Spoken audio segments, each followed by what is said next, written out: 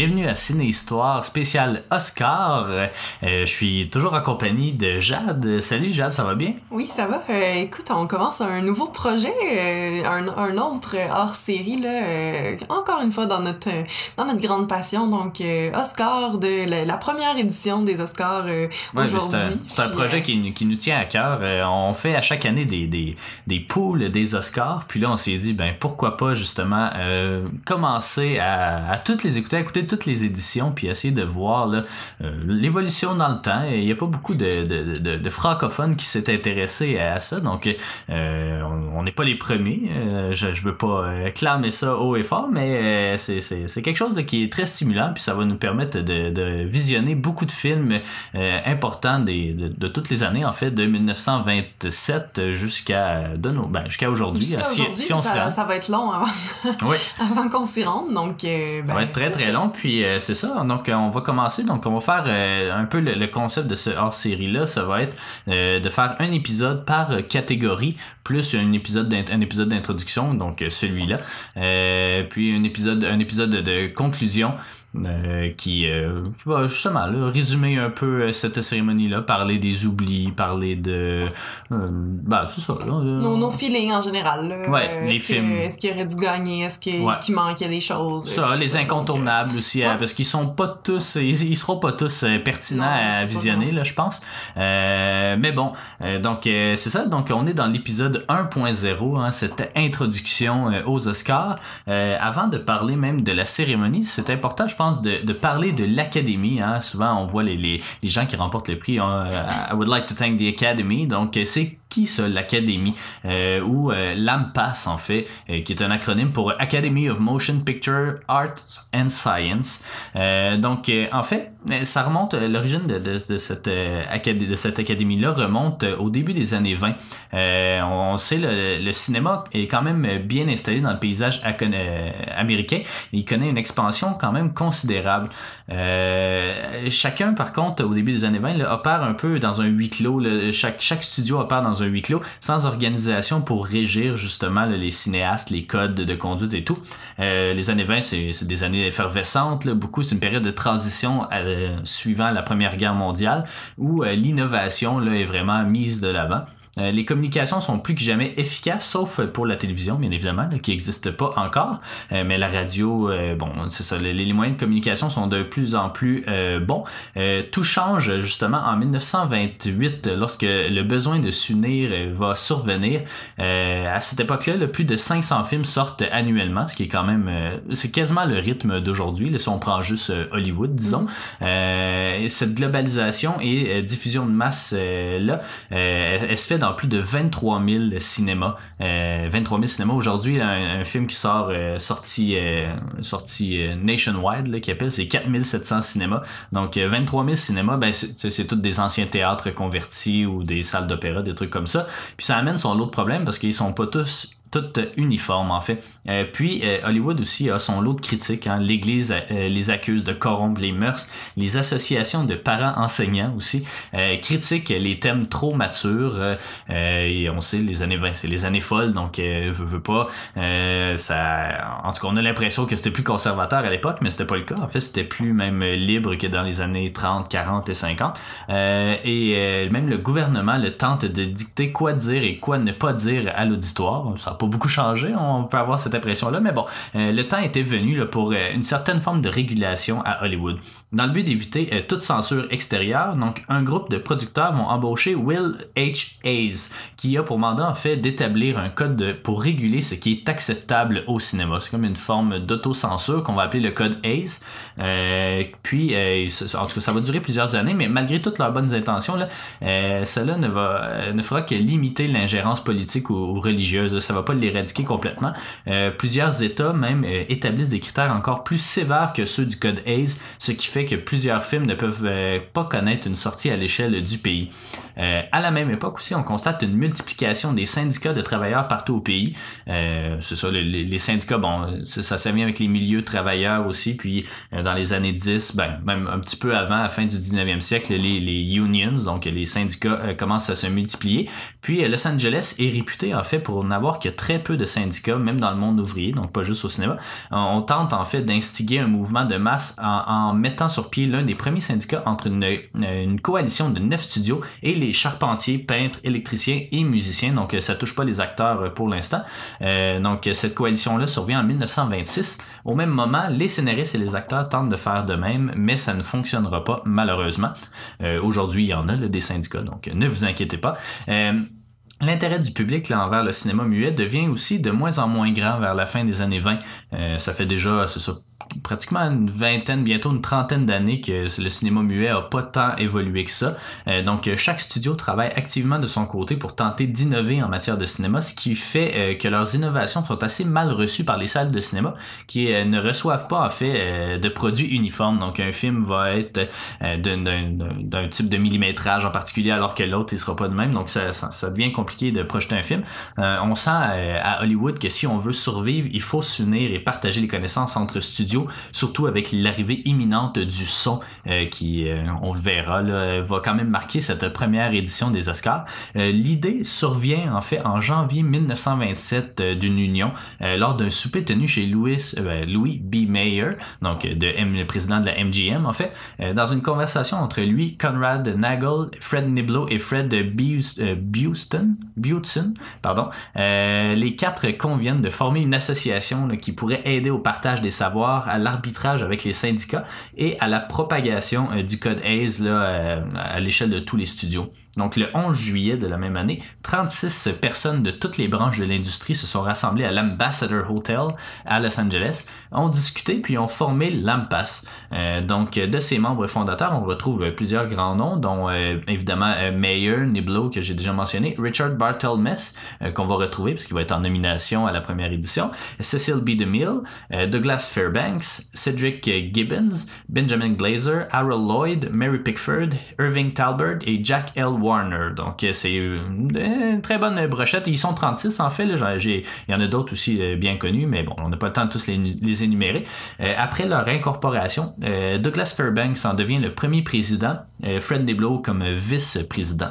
Donc, quelques mois plus tard, ils vont recruter pas moins de 230 membres supplémentaires qui chacun donne $100 pour faire partie de cette académie-là. Puis c'est ça, c'est des gens là, de 5 branches, je vais pouvoir les mentionner dans quelques instants. L'AMPAS, là, c'est pour donner un petit parallèle, c'est un peu comme l'ONU du cinéma.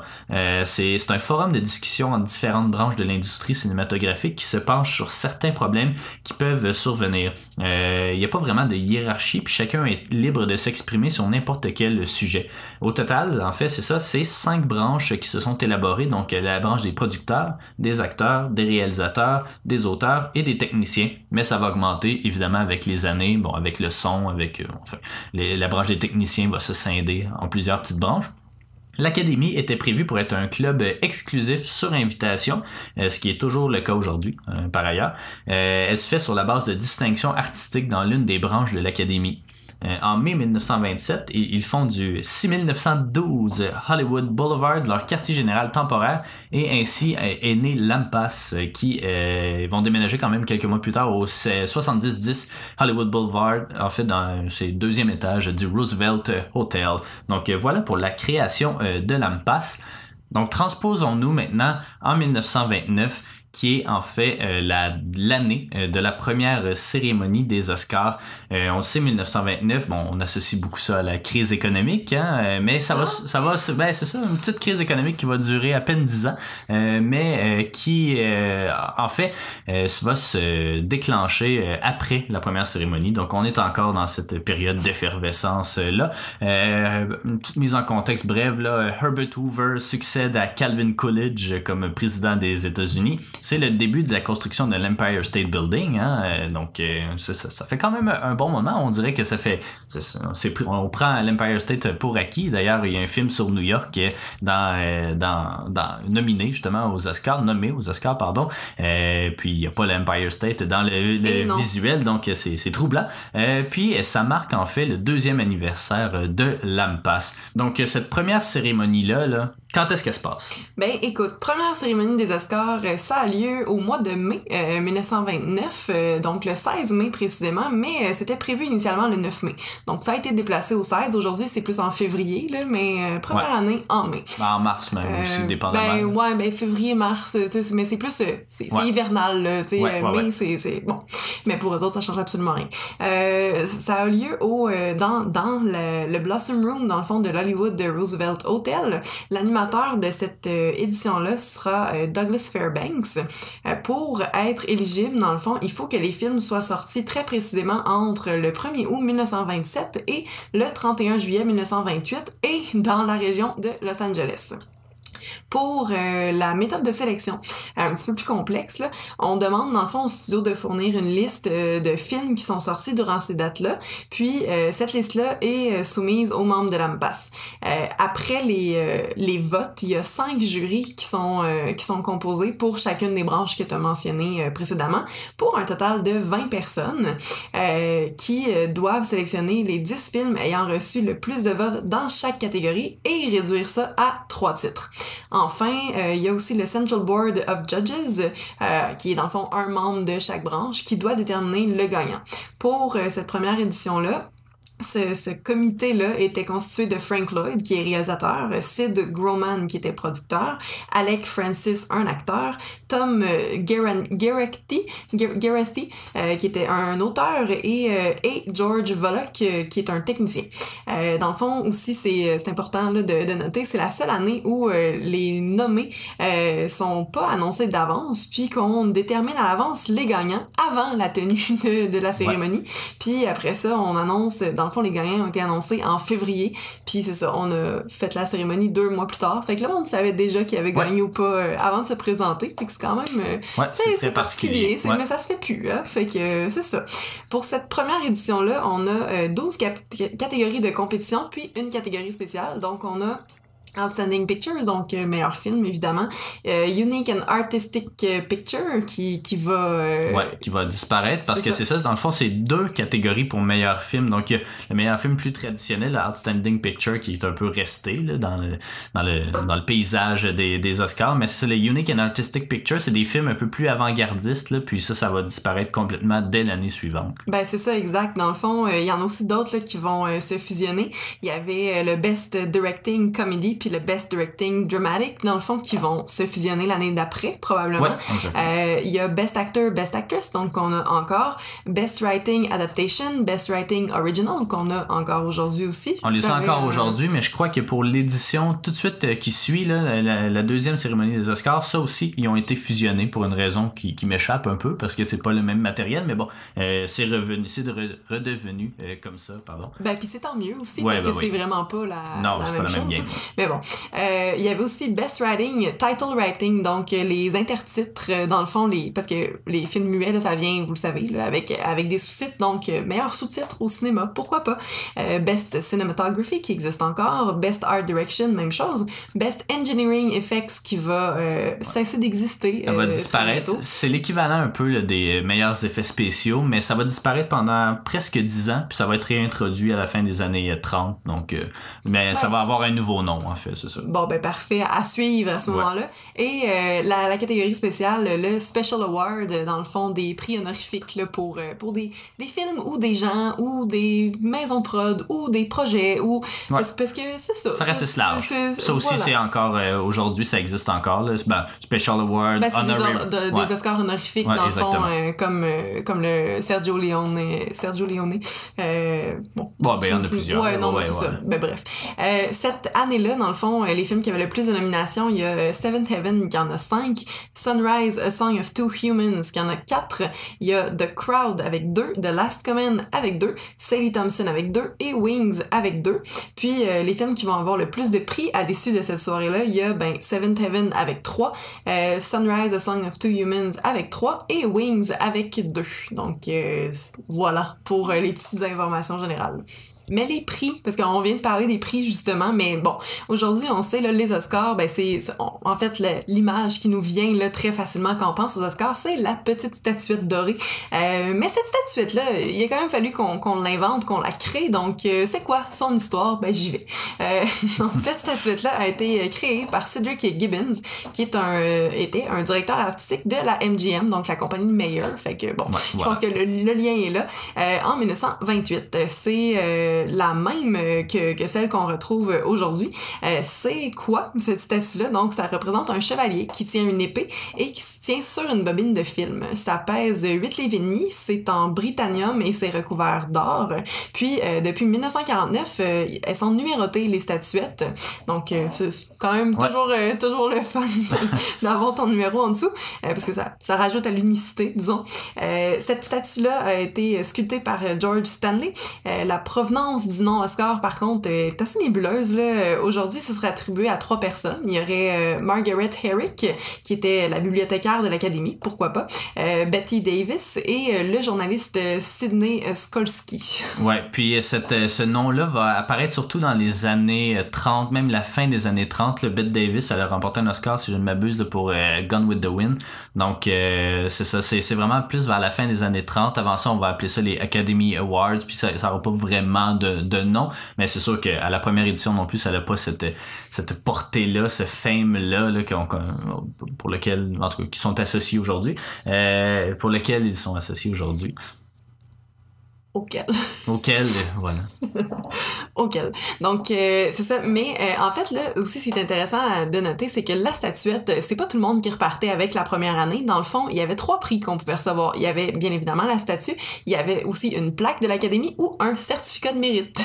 Ouais. Mais pourquoi pas, hein? Je pense que j'aurais aimé mieux avoir la statuette qu'un petit certificat. Mais c'est ça. Puis si je peux apporter juste quelques précisions, même, puis ça, on pourrait y revenir peut-être dans d'autres éditions des Oscars, mais même les statuettes n'étaient pas nécessairement de la même taille, dépendamment de qui remportait le prix. Donc souvent les statuettes étaient plus petites pour ceux les catégories les moins importantes, là. Donc on pourrait y revenir dans d'autres éditions parce qu'il y a quand même beaucoup de choses à dire pour cette première édition là. Donc avant de clore cet épisode là, ce premier épisode là, on va y aller avec quelques faits saillants. En fait la cérémonie, c'était pas tant une cérémonie plus qu'un banquet ou un souper là. C'était une soirée assez festive, assez relax aussi, avec environ 270 invités.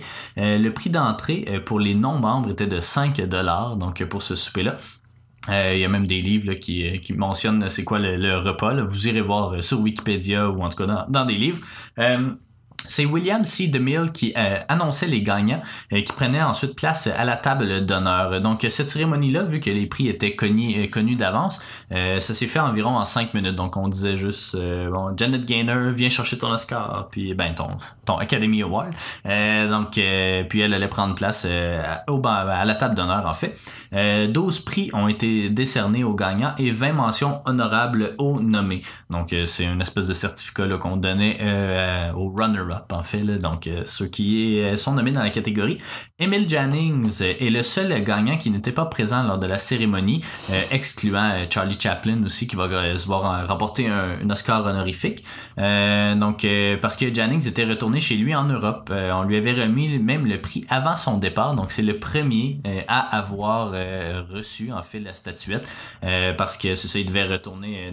Il était déjà arrivé à Berlin, je crois, le jour de la cérémonie. Donc voilà.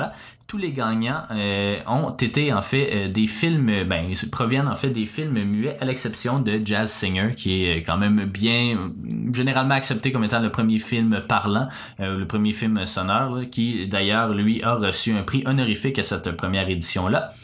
Après la remise de prix, il y a eu plusieurs discours, dont celui de Mary Pickford, de Sir Gilbert Packer, Cecil B. DeMille et 3 autres membres fondateurs de l'AMPAS, donc Fred Niblo, Conrad Nagel et Louis B. Mayer. Puis on a présenté un court film parlant tourné à Paramount qui montrait Adolph Zukor, un réalisateur, qui visitait les studios, le Paramount, avec Douglas Fairbanks Puis finalement c'est Al Jolson qui tient le premier rôle en fait dans The Jazz Singer. Jackie. Exactement, Jackie. Robin. Oui, dans The Jazz Singer qui a fermé la cérémonie. Fait unique aussi pour cette première cérémonie-là, les nominations pouvaient provenir de plus d'un film, donc ou même d'aucun film du tout, mais pour un travail effectué durant la période d'admissibilité. Donc, ce qui fait en sorte que Janet Gaynor a remporté un Oscar pour la meilleure actrice pour 3 films différents, et puis celui qui a gagné par exemple les meilleurs intertitres, c'était pas pour aucun film en particulier. Donc, je pense que surtout pour la catégorie intertitres, ça devait être pour récompenser le travail. On savait que le cinéma parlant s'en venait, donc ça devenait de plus en plus désuet, donc je pense que c'était juste pour justement là récompenser des gens de l'académie. Puis avant-dernier petit point en fait, Daryl F. Zanuck est le seul, qui est un producteur bien connu d'Hollywood, et le seul à avoir fait un discours après être allé chercher la statuette au nom de la Warner pour le film The Jazz Singer. Puis dernier fait, ça vous étonnera peut-être pas là, en fait, c'est la seule cérémonie ni radiodiffusée ni télédiffusée de l'histoire des Oscars. Donc déjà dès l'année suivante, il va y avoir une certaine popularité autour de ça, puis on va sentir le besoin d'au moins le radiodiffuser. Puis la télévision, ça arrive dans les années 50 surtout, donc quoi, il y en avait un petit peu avant, mais bon, on entrera là-dedans un peu plus tard. Donc c'est ce qui clôt, je crois, notre premier tour d'horizon de la première cérémonie des Oscars. Donc la semaine prochaine, en fait, on va s'intéresser à la catégorie meilleur réalisateur pour un film comique, donc pour une comédie. Seulement 2 films et 2 réalisateurs en nomination. On va vous expliquer pourquoi il y en a seulement 2 lors du prochain épisode. Donc merci d'avoir été des nôtres, puis on se retrouve la semaine prochaine. Salut!